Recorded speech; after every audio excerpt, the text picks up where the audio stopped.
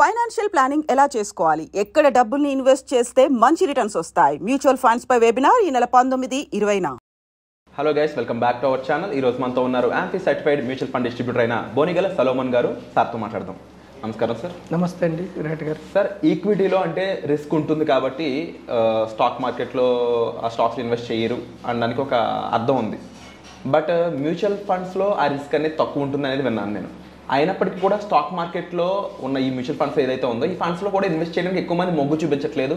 దీనికి గల కారణం ఏమై ఉంటుంది? విరాట్ గారు మంచి క్వశ్చన్ అడిగారండి. ఇప్పుడు ఈక్విటీస్ అంటే కంపెనీలో ఓనర్షిప్. మనం ఎనీ కంపెనీ డబ్బు సమీకరించుకోవాలంటే రెండు రకాలుగా సమీకరించుకుంటుంది.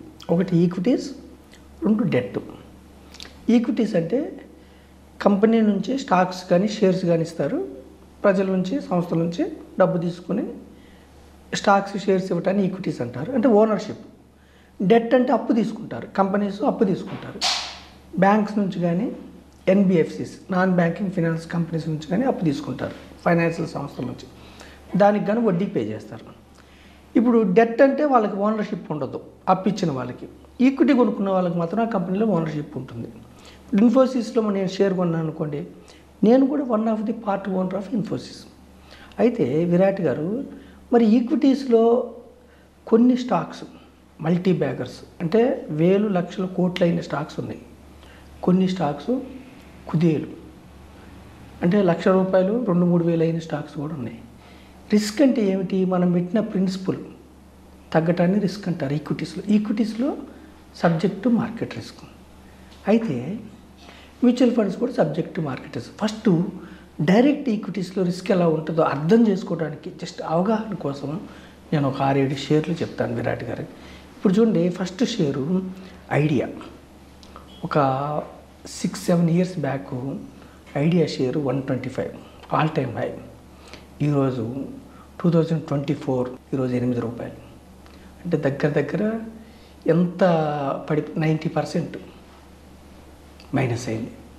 తర్వాత రిలయన్స్ కమ్యూనికేషన్ 2008లో 800 రిలయన్స్ కమ్యూనికేషన్, ఈరోజు ₹2.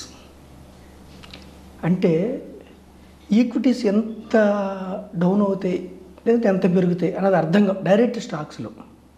మూడవది డిహెచ్ఎఫ్ఎల్ 665 2017లో ₹665, ఈరోజు ₹16. దీవాన్ హౌసింగ్ ఫైనాన్స్ కార్పొరేషన్, మనం లాస్ట్ ఎపిసోడ్లో చూసాం మనం, ఎన్బిఎఫ్సి క్రైసిస్ వచ్చిందని. తర్వాత jet Airways 1380 few years back, ఈరోజు ₹38. అంటే 90-95% మనీ, ఇన్వెస్టర్స్ మనీ ఆవిరైపోతుంది. కొన్ని స్టాక్స్ అవగాహన కోసం చెప్తున్నాను.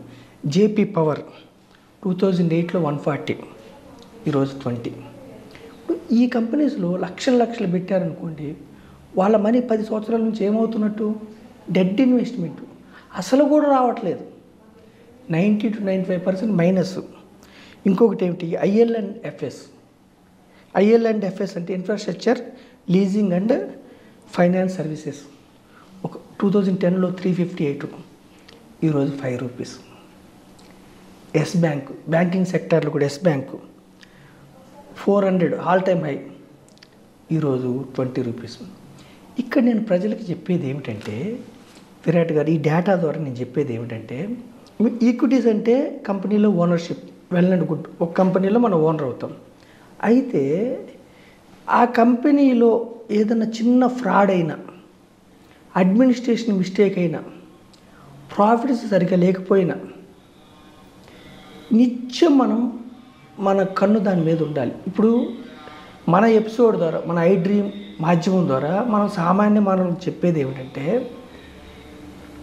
నష్టపోవటాన్ని తగ్గిస్తున్నాం. మీరు మల్టిప్లై అవ్వకపోయినా పర్వాలేదు. ఏది ₹10 షేరు ₹1000, 2000 కాదు, 12%, 15%, 20% దీర్ఘకాలంలో మీరు కరోడ్పతి అయితే చాలు. ఆ అవేర్నెస్ ఇవ్వడానికి నేను ఏం ప్రమోట్ చేస్తున్నానంటే విరాట్ గారు, డైరెక్ట్ స్టాక్స్కి మీరు వెళ్తే ఇలాంటి స్టాక్స్ కూడా వచ్చే అవకాశం ఉంది. ఒక్కొక్కసారి మనం చూసుకోలేకపోతే. ఇప్పుడు ఎస్ బ్యాంక్ ఒకప్పుడు 6-7 ఇయర్స్ బ్యాక్ నంబర్ 1 బ్యాంకు. చిన్న fraud, administration fraud, chairman quit and pro టక్క టక్క టక్క లోయర్ సర్క్యూట్కి వెళ్ళిపోతూ ఉంటుంది.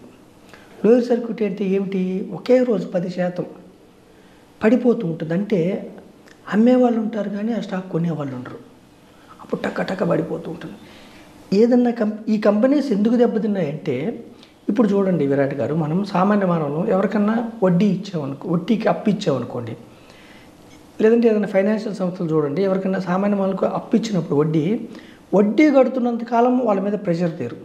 వడ్డీ ఎప్పుడైతే డిఫాల్ట్ అవుతారో వాళ్ళు అసలు కట్టమని ప్రెషర్ తెస్తారు. అంటే అర్థం ఏంటి? వడ్డీయే కట్టలేకపోతున్నాడు కాబట్టి ఇతని ఫినాన్షియల్ కండిషన్ వీక్ ఉందని ప్రెషర్ చేస్తారు. అలాగే కంపెనీస్ డెట్, అంటే కొన్ని బ్యాంక్స్ నుంచి అప్పులు తీసుకుంటే కదా, వాటికి వడ్డీ కట్టేంత కాలం ఆ కంపెనీ స్ట్రాంగ్ ఉన్నట్టు. డెట్ ఎప్పుడైతే డిఫాల్ట్ అవుతారో వడ్డీ కంపెనీస్కి అర్థమైపోతుంది. మన స్టాక్ మార్కెట్లో ఈ మంత్ ఫలానా సంస్థ డిఫాల్ట్ అయింది వడ్డీ అనగానే క్రిసిల్ రేటింగ్ తగ్గిస్తే, ఒక్కసారి క్రిసిల్ రేటింగ్ తగ్గింగానే టక్క టక్క టక్క ఎఫ్ఐఐలు కానీ డొమెస్టిక్ ఇన్వెస్టర్స్ అంటే సంస్థలు లక్షల కోట్లలో షేర్లు అమ్మేస్తారు. సామాన్య మానవులు మనం అందులో ఇరుక్కొని ఎందుకు పడుతుందో మనం తెలుసుకునే లోపు కుదేలైపోతూ ఉంటుంది స్టాక్. అందుకని నేను సామాన్యమైన ప్రజలకి ఏం చెప్తున్నానంటే విరాట్ గారు మీ ద్వారా, ఈక్విటీ డైవర్సిఫైడ్ మ్యూచువల్ ఫండ్స్. ఇప్పుడు మనం డైరెక్ట్ స్టాక్స్లో పెట్టామంటే ఒక స్టాకే కొనుక్కుంటాం, డైవర్సిఫై చేయం. ఇక్కడ డైవర్సిఫైడ్ మ్యూచువల్ ఫండ్లో 100 రూపాయలు నెలకు 500 కడితే కూడా, నెలకు 1000 కడితే కూడా 30 నుంచి 50 కంపెనీస్లో ఓనర్షిప్ వస్తుంది. ఏదైనా కంపెనీ ఫ్రాడ్ అయినప్పుడు మన మ్యూచువల్ ఫండ్ సంస్థ ఫండ్ మేనేజర్స్ టక్కన అమ్మేస్తారు. సో డైవర్సిఫైడ్ ఈక్విటీ మ్యూచువల్ ఫండ్లో డైరెక్ట్ స్టాక్స్లో ఉన్నంత రిస్క్ ఉండదు.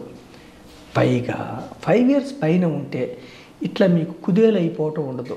పైగా 10 to 12% ఆరాముగా వస్తున్నాయి డైవర్సిఫైడ్ ఈక్విటీ మ్యూచువల్ ఫండ్లు.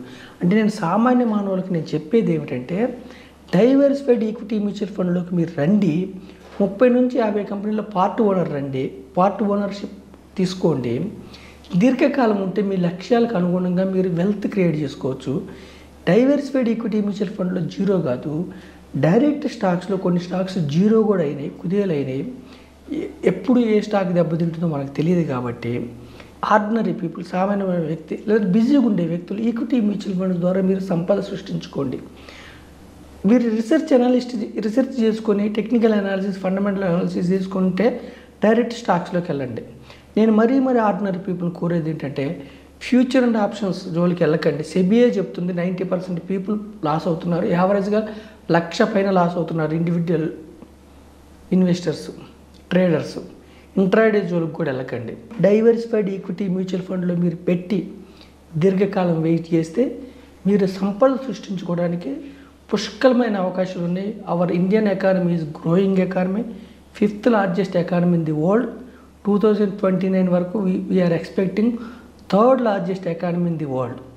సో ఈ యొక్క ఎకానమీ గ్రోత్లో, పారిశ్రామిక గ్రోత్లో మీరు పార్టిసిపేట్ అయ్యి ధనవంతులుగా మరీ పేదవారికి, సామాన్యమైన ఆర్డినరీ పీపుల్కి, యూత్కి సందేశం ఇస్తున్న మీ ఐ డ్రీమ్ ద్వారా. Wonderful information sir. సో తప్పకుండా ఇలాంటి నాలెడ్జ్ చాలా మందికి అవసరం.